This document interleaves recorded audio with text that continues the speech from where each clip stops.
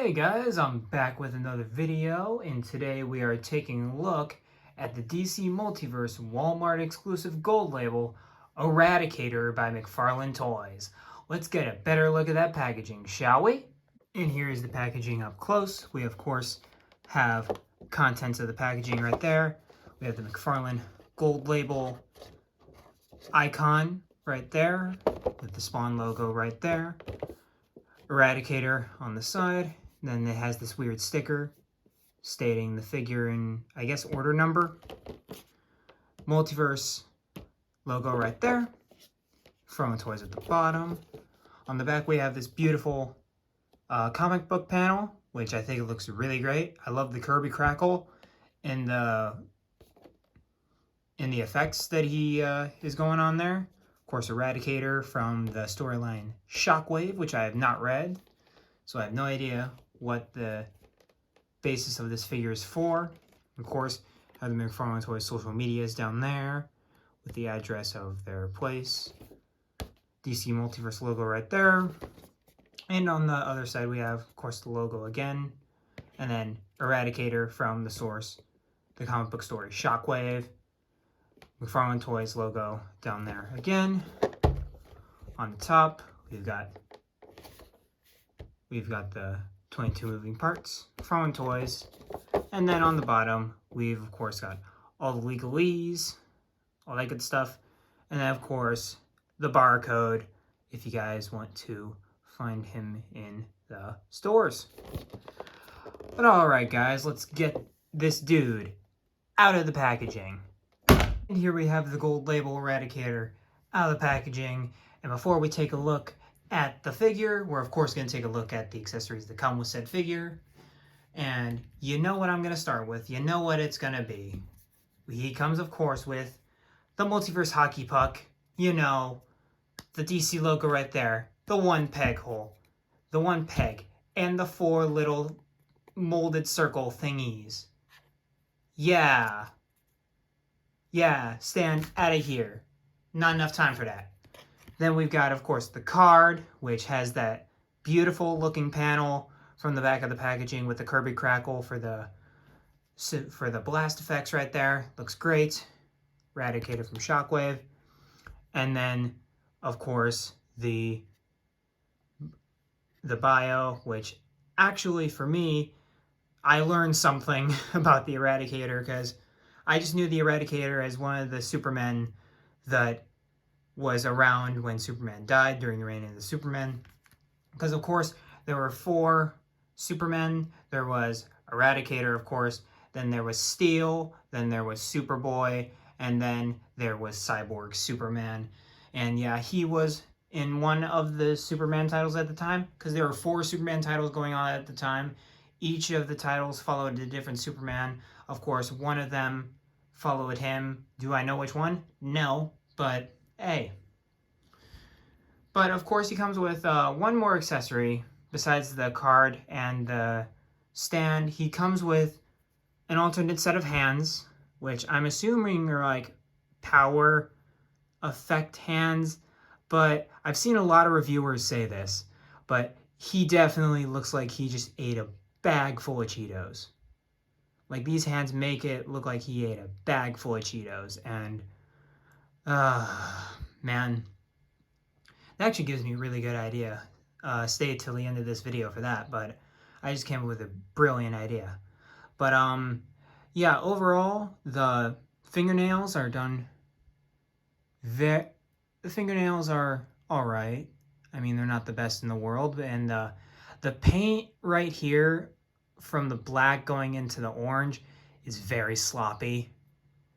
I do not like how they transition from the black to the orange, but besides that, they're good for what their purpose are, I guess. But at the same time, like, the paint is so shoddily applied that I don't know if it's on purpose or not. I hope it's on purpose, but because if it's not meant to be like this bad, then that's a problem, because these are pretty bad. But gotta look at all the accessories. Let's get a better, closer look at the figure. So I know for this specific look, this is a more modern look for Eradicator, because in his first appearance, he actually had like a human colored face, and in this, he just has like the black face going for him, which I still like. It's very cool. I overall like the look of the Eradicator, and yeah, he has a very thick head compared to other. Even his head's even thicker than Superman's. Like, this is a round head. It's a round head. But to get a better look at the other parts of the figure, I love the design of that coming outward from the S. The cape comes outward from the S, and also the cape is a very pliable material, like way more rubbery than normal, especially this bit. And I love what they did with the effect of the cape kind of blowing to the side like that. Gives it a very dynamic look, and I think it works really well for a lot of it, and especially with the fact that with it's so pliable, you can change the fabric of the cape and kind of do your own thing with it like that.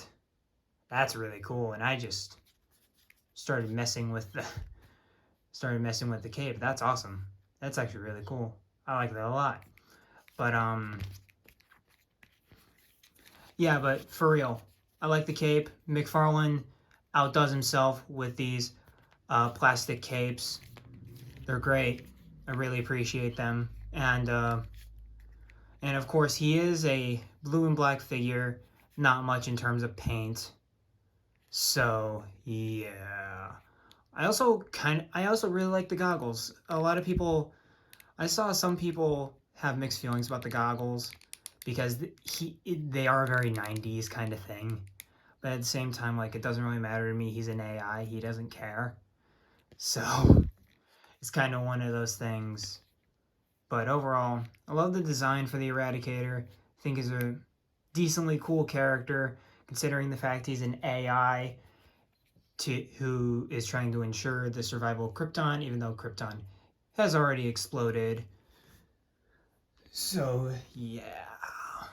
But let's get a better look at the articulation, of course. I've held that off long enough. He has a hinged neck as well as a ball joint up at the top.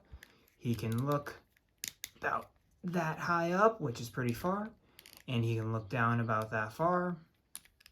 He has a very good swivel, and then he of course has the ball hinge.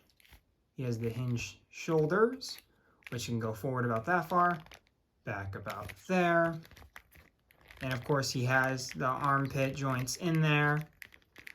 He has the bicep swivel, the double jointed elbows. The hand pops off. He is kind of stiff, but the hands are not. As you'll probably see up here, it'll probably pop. This hand will probably pop off again. But yeah, it's the hinged wrists that we're used to seeing, and you can do that. I tried rotating the actual hinge, but the hands don't stay on enough in order to do that. I'll try it with the Cheeto hand real quick. Oh god, those look huge. But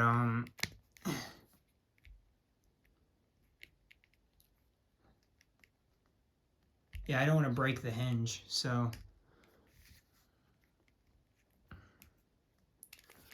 but yeah, it's the normal hinge. It's just the fact that on this figure, mine are apparently too loose, so I can't really rotate it. I can rotate the hand, but I can't rotate the actual hinge that goes inside the actual forearm for it to do the in and back motion like I'm doing an example of. And of course with the diaphragm, he can crunch that far, he can go back about that far, and he has nice pivot from side to side like so. Really nice there. And then we of course have the standard McFarlane legs with the ratchets inside there. And then he doesn't have a lot of thigh pivot, which that doesn't necessarily bother me. But at the same time, it's, well, this one, no, I'm tripping. It doesn't really bother me, but at the same time, it kind of does bother me a little bit because it's a flying character. And you gotta have those more dynamic posings, you know what I mean? Because with flying characters, they always have their legs pointed, aesthetically pleasing. So it's not that big of a deal. It's just a little nitpick for me. And of course, you've got the double jointed knees, which actually they painted the hinge. How about that? They painted the hinge all the way down. Not all the way down, but some. I'm very impressed they painted the hinge. Good on them. Good on them. It's a step in the right direction from the Hush Batman, which had some egregious paintwork on that figure. But then of course we have the standard ankle joints, which go up about that far, down about that far. You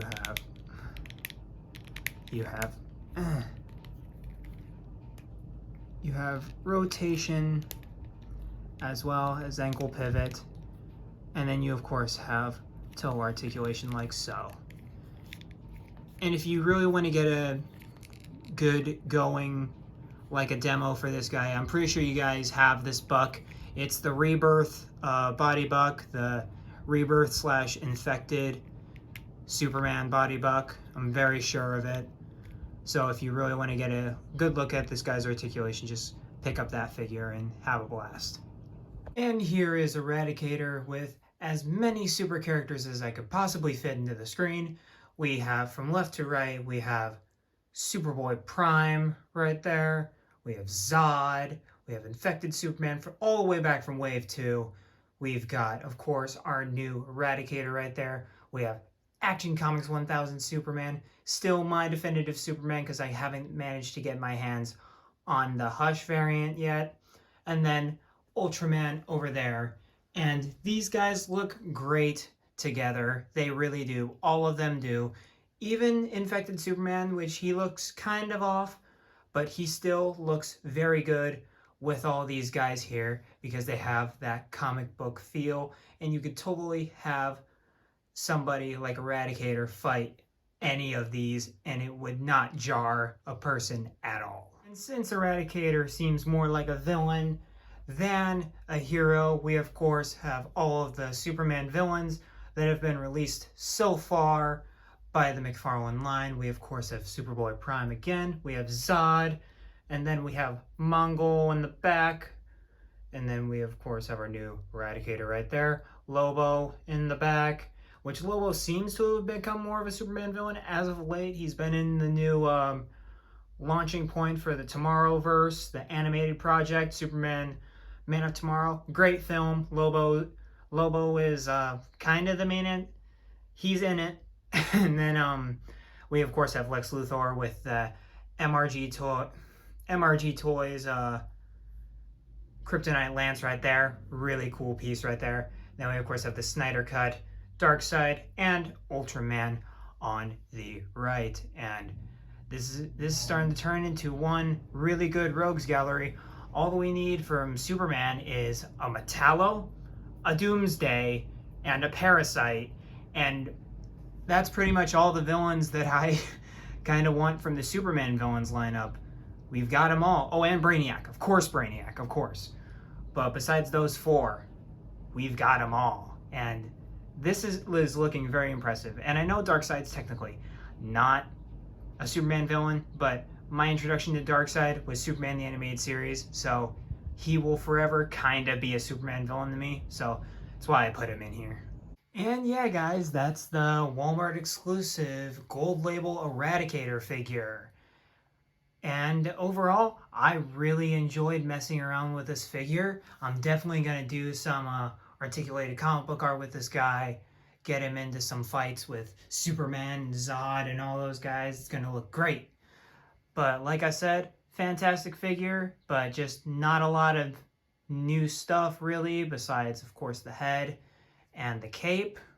But outside of that, it's relatively a new buck. And then I of course added the lightning pieces from the Elseworlds Flash, the Page Puncher's Flash. I added those lightning effects, and I think they look pretty good, but at the same time, he still looks like he just ate a bag of Cheetos. Like, you can't deny that. You really can't. But overall, I really am enjoying this figure. I'm glad I got him. He was definitely worth the wait, worth the endless searching Walmarts for this guy, and I'm very happy to have him in my collection. But yeah, guys, this is the end of this review.